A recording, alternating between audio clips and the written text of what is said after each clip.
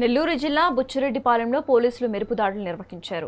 వడ్డిపాలెం సమీపంలోని పొలాల్లో గుట్టిచప్పుడు కాకుండా సాగుతున్న జూదా స్థావరంపై బుచ్చి పోలీసులు విరుచుకుపడ్డారు.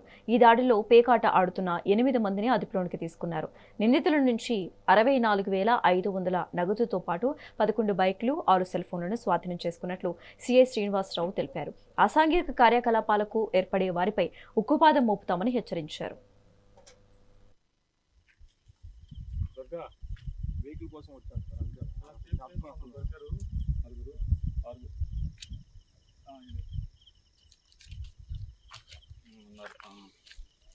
ఇక్కడికి మేము చాలా ఉండొచ్చాం. మేము కట్టంకి వచ్చాం. లేట్ అయింది. పెద్దగా సార్ 15 బళ్ళు 10 బళ్ళు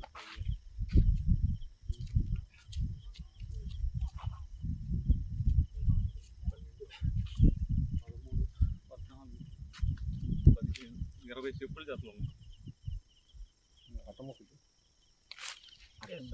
లెక్కయ్యా పెద్దగా లెక్క అట్టపెట్టి శాఖల కింద అట్టపెట్టి బాగలేదు సార్.